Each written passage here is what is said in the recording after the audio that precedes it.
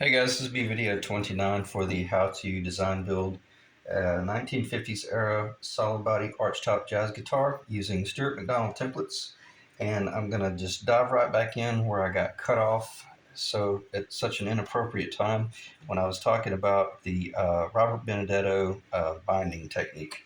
Uh, when I was talking about learning how to bind necks, especially in his video series, this one guitar that he was building was an ebony fretboard, and it was going to be receiving multi-piece binding because the body was very much just like this custom here, where it had all the black, white, black, white, black, and then the outer white binding there. So it was very similar to the Les Paul Custom. But the interesting thing when Les Paul Custom, when they did their necks, they only did one large piece of binding. And I look at that in hindsight and I kind of would question, why wouldn't they have at least just done a small white and then a small black and then a small binding on the out, not small, but like a 60 thousandths on the outer perimeter. Well, they didn't, and they don't. And that's where I'm talking about. This is the binding that's on the body. That's 90 thousandths. It's just massive. Well, that's what the modern one they put on the modern guitars as well. Well, Robert Benedetto in his build, he actually did just that, like the authentic jazz guitar, where you do the multiple piece binding up the neck, and that even carries into the headstock. See, because the same thing on the Les Paul Custom, this is what's on the headstock as well, and then that is on the body. But then you've got this fretboard that is virgin. It's just this fine piece of white up the side. So that's what I meant by I had to change gears and figure a different way to fret this fretboard, because the client mentioned to me that he just really that he very early, a month or so back, he mentioned he didn't like the idea of this crown overhanging the binding. And I completely agree. I don't like that either, because you end up with too much crown just floating. And you have a shirt and you come across it the wrong way, that shirt will grab that binding and it'll bend it. I'm being dramatic there, but the way Robert Benedetto did it, and the way I learned from it, was he did all the binding up to that point, and then he stopped before he put the outer. It wasn't that big. He stopped before he came in and put the final outer perimeter binding on there, and then he took his fret saw, which I love this saw because this is the actual fretboard drop from this. That would have been the 24th fret. You see my point? Now I take this saw, and now that I've done that initial binding, now I can come in here and cut. I can do all this relief cut, and that's exactly how Robert Benedetto did his necks, and how I learned to do the multiply binding. You don't cut all the way through, because well you do that, you end up in the whole non-bound territory where you see the end of the tang. And it's amazing the exhausting work that we do just to keep from having to see that tang.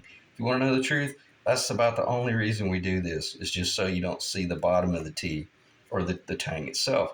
Exhausting, but nonetheless, it's the difference between a multi-$1,000 guitar and a $300 guitar.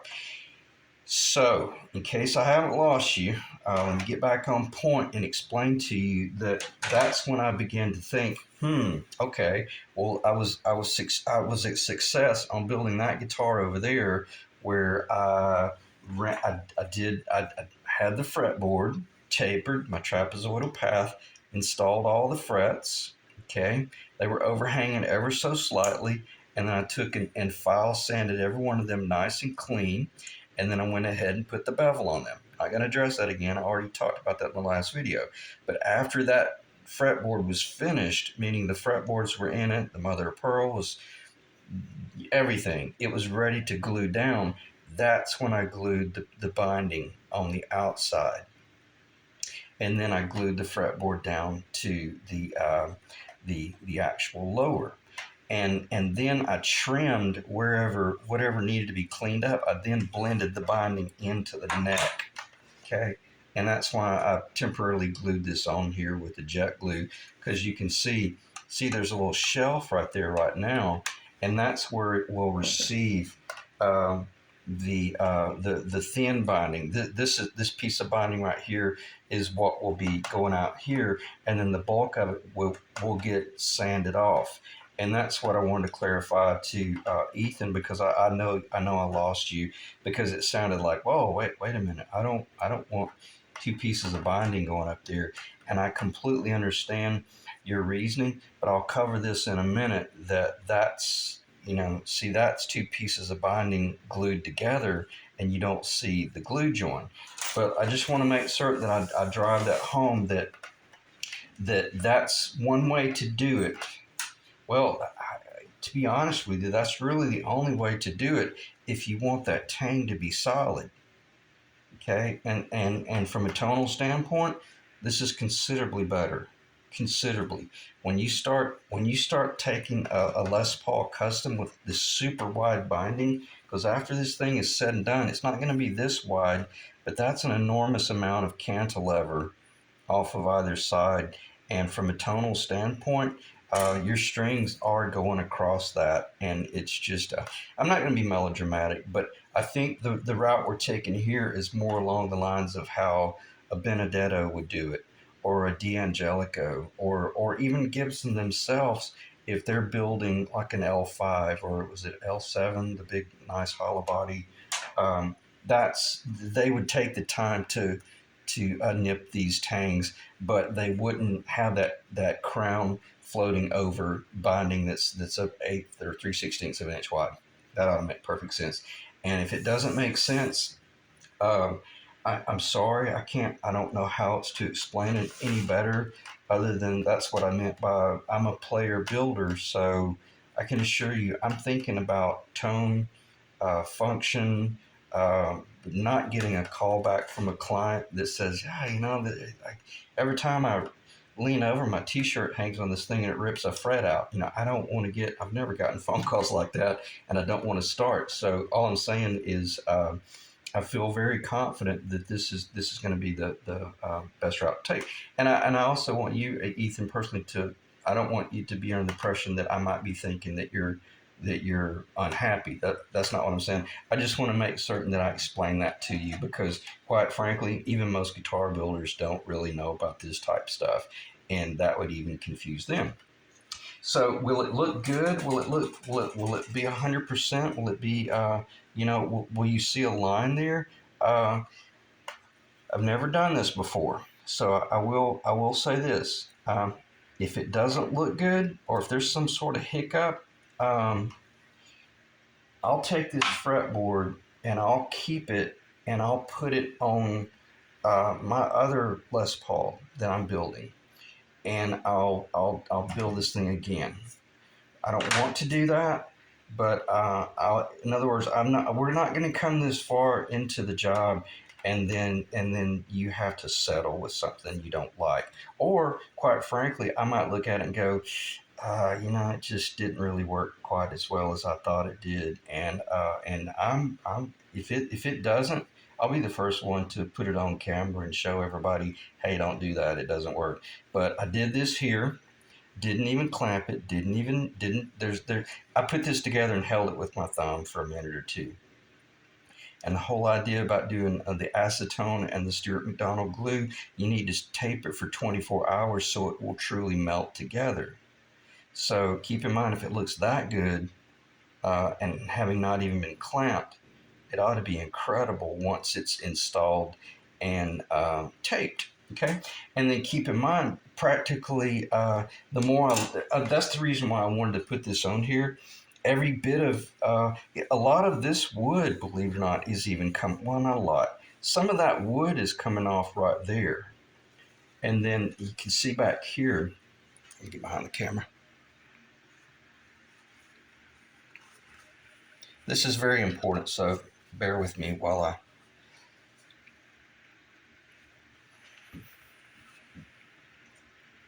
I need my pointer. I'll just use my Kermit the Frog pencil. Okay, see that? See that little? Is that showing? Oh man, I'm probably way too close to the camera. Sorry about that. See that little shelf right there? The mahogany. That's where the small binding. Not while it's on the not while it's on the guitar. All that will be done on the jig, and then once this fretboard gets glued on, I will go ahead and pre-machine all. I'm not going to start talking about that.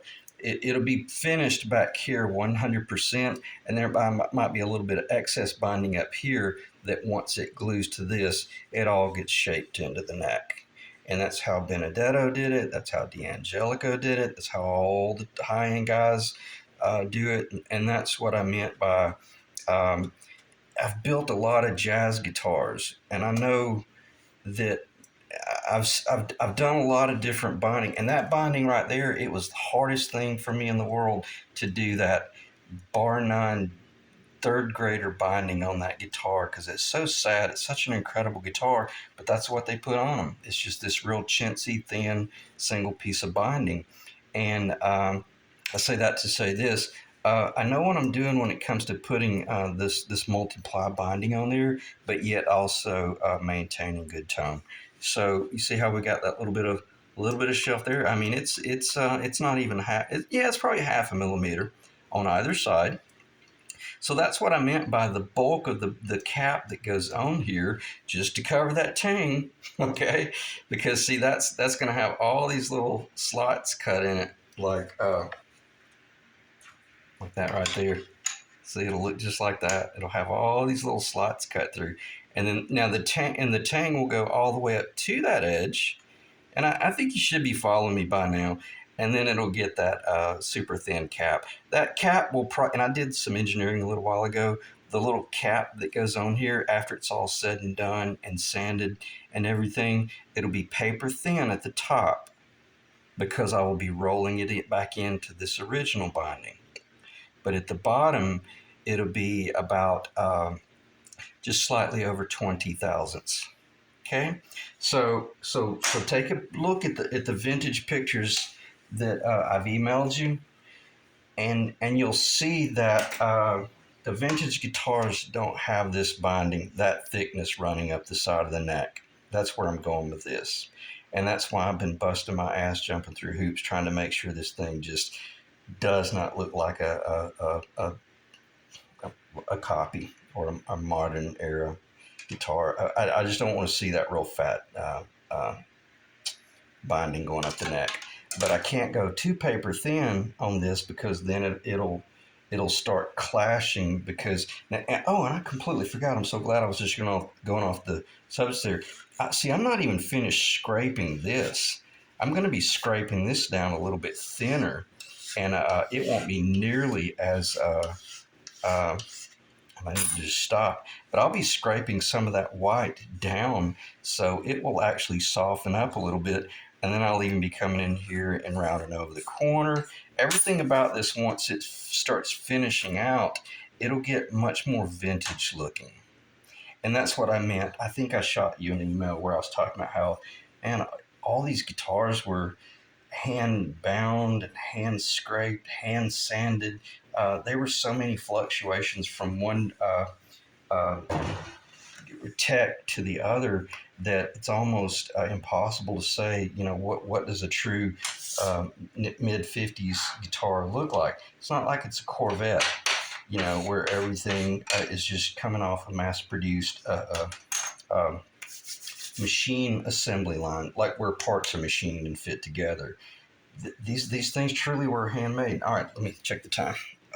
14 minutes, and we all know that. And I don't mean to be condescending, but here's the reason I bring that up.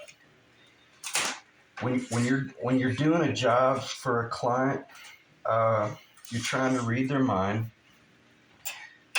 You're trying to figure out what it is that they truly want, but what it is that they say that they want.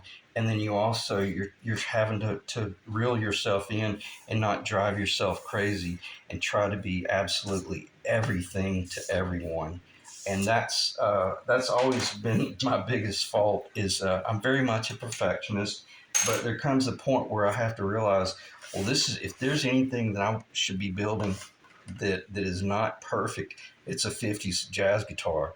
Because man, I got to tell you, man, I've been in a lot of the Carter vintage. Well, I have been in Carter vintage, all in I've been in Gruins multiple times. I've met George; he's a super cool guy, and a lot of the other underground shops up in Nashville. And I've played a whole bunch of these old 50s guitars. Now, I've never played a 59 burst, but I've played some, really old guitars. And I owned several Gretsch. And I'm pointing at that one, that's a 60 something, but I've owned 57 Gretches, and I know what they look like. And honest to God, they look like, you know what? They look like a third grader put them together. They're It's ridiculous how overrated they are. I'm gonna stop because I don't want to start getting I don't want to start preaching.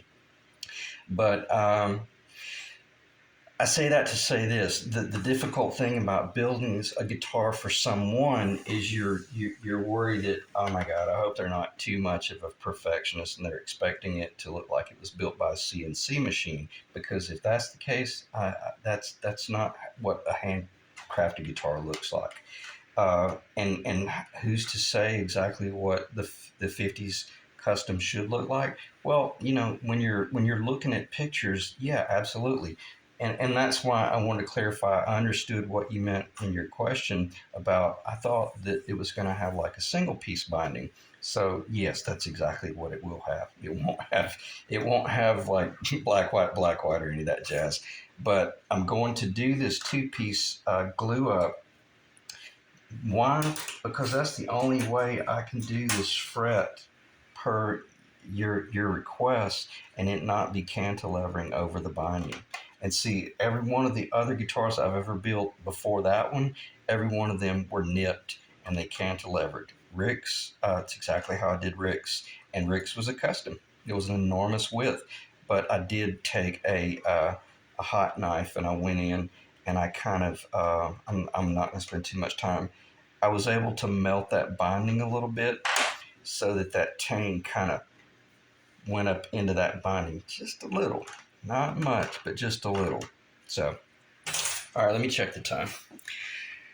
17 minutes, going strong. I hope that makes sense.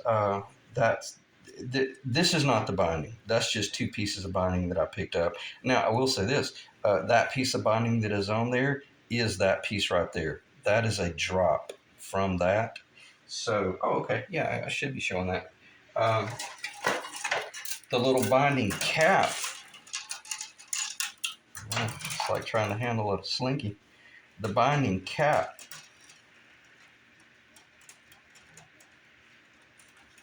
These things are hard to hold. Just try to, if you can, just try to ignore that piece of binding right there. Well, let me see if I can. It's just so hard to hold. See what I'm saying? That would be the built-up binding, and you see how very, very close I am to the 90 thousandths. But then once all of that gets shaped down and blended into the neck, I'll be getting much closer to my vintage looking binding. Okay, but I will have that, as I've already said, 3,000 times, way too many. I'll have that nice solid fret all the way out to that edge of that white right there, and we won't see the tang, obviously, and all we'll see is just this little bit. Now up here in certain areas, it's just how the guitar is designed and built. Up here in certain areas, like from here down, it just stays perfectly straight up and down. So let me see if I can put that up there. It's so hard to get a hold of this stuff. So basically, it will be very. Now keep in mind there are two pieces of tape under this fretboard. One piece of tape taped to the lower, and then one piece of tape taped to the fretboard, and then they're jet glued together. That's why that's lifting up so high. It's probably well over a 16th of an inch too high than what it really is. But I will say this: that white line that you see right there, that is about as close to identical of what you will see in the actual finished guitar. So just imagine that lower crept up a little bit, or crept up and flushed out with the bottom of that, and that's what the guitar will look like. But I'm just showing you that there's very minimal amount of cap work going on here that will be glued to the that piece. And again, as I said earlier, if it doesn't work out, or if there's some sort of fluke, I will have already installed the mother of pearl, which I know is yours. You provided that, and I know this came from Stuart McDonald. Um, so this is what I'm trying to make certain that I drive home. If it doesn't work out, there's some sort of fluke that is just not acceptable, or you know that you're not going to be happy with it, I'll buy you some new mother of pearl. It'll come from Stuart McDonald, and we'll get it. I'll get a new fretboard. It'll come from Stuart McDonald. It'll be identical to this, and we'll build it however you want. And please, I'm not. I want to make certain that no one thinks I'm being a smart. You know what? If you want the nibs, I'll do the nibs. I've never done it before. I don't want to do that type stuff. I hate that beyond hatred. But if that's what you want, I'll do it. But the only other option would be I'd have to cantilever. I'd have to cantilever the frets. I'd have to nip them and cantilever them. It's just that's the only way to do it. Okay, and that's why Gibson didn't do it. Why? Because they're trying to make money off selling these Les Pauls. That's the only reason they did the nibs. It's a cop out. It's a real cheap way of doing the snap type model build. I mean, look at this. There's nothing about that that's artisan level. That, honest to God, that's like a snap type model, and just is what it is. And I don't do that type stuff. That's what I'm saying. No custom luthier does it. I'm not directing this towards you, the client, and I don't want to make anybody angry. I'm just saying, if this doesn't work and you look at it and go, yeah, blew up in your face, cowboy, and I'll build you whatever you want. But I really think if you'll just trust me, I think this is going to be incredible, and I think you'll be really happy with it. It'll look very vintage. It'll look the age. It'll look the part, and it won't have any of this stuff right here. Okay, and we'll go from there. All right, let me check the time. And what are we? 22 minutes or so. I hope the camera recorded. If not, I'll just have to end the video and possibly do another one. One thing that is critical, and I should have covered this on the front end, I'll do whatever you want me to do, and I would prefer to, if it were my guitar, I would glue this fretboard down with epoxy, because I know it might sound a little bit better, but probably not much, if even noticeable. So what I'm saying is I put some little tape here that says Titebond versus epoxy. And I got kind of a dirty comment a week or so back. It was kind of funny. The guy was pretty direct about using epoxy in the guitar, and it's, you know, you're getting older when stuff doesn't bother you. But I say that to say this: when it comes to gluing the fretboard on, I think it would be wise if we just glued this fretboard on with the Titebond, because if you had some sort of catastrophic break, it'd be so much easier after we spent all this time, designing and building this fretboard. It'd be so easy to steam it off and then rebuild the neck, put a new neck on it, or either repair the neck and then glue the fretboard back on. If I epoxy this fretboard onto this lower, I think that'd be a huge mistake, because it'd be a one-trick pony right up to the point where it got damaged, and it would be, you'd have to come in basically with a sawzall and just destroy the neck and completely start over. It'd be impossible to get the mother of pearl out and all that jazz. It'd be a nightmare. So for that guy that left me the dirty email or the dirty comment, I would be using the Titebond in that install right there. Okay. If you want the epoxy, and you're going to be running Shaler strap locks or something like that, just let me know, man. I'd love to. I almost try to pull it up, but I would love to do the epoxy, just because I know it might sound a little bit better, but truth be known, why the tight bond? Because I can clamp it. I can put exceptional clamping force, and if you're gluing in the neck, and you're gluing the neck in with tight bond, well, yeah, you got clamping force at those 2 points right there. Congratulations, you got exceptional clamping force from the bottom of the tenon into the pocket. You got exceptional clamping force, and then you got two tight bond rubber gaskets up either side.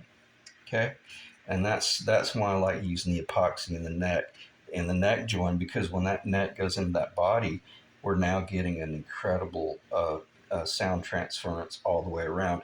And again, if there's catastrophic damage, that fretboard is going to get steamed off, and then you're going to take a sawzall and you're going to cut the neck off, and you're going to reroute it out and get it out there and get a new neck in. Okay, that's my reasoning behind the way I build guitars.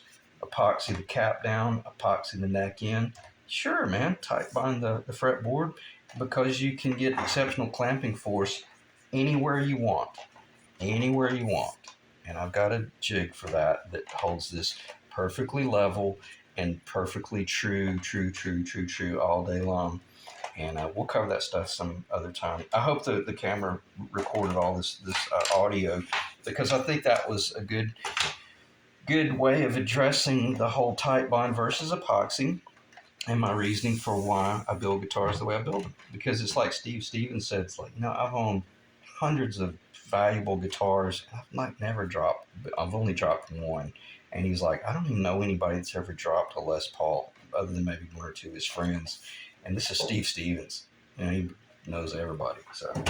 So what he meant by it was, if you hand me a $10,000 guitar, I'm not going to treat it like a $150 pawn shop guitar. You're going to be treating like this, like an heirloom guitar, and watch me drop it.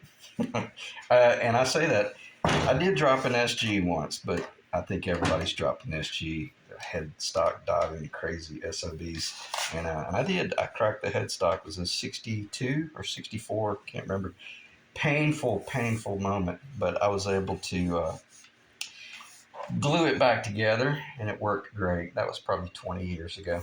All right, I'm gonna check the time. Otherwise, 27 minutes, give or take. What did I forget to cover? In case the camera is recording my audio, that's cool. If not, it doesn't matter. We'll just get one more view of that, because we had the Bigsby on there. Let me get that.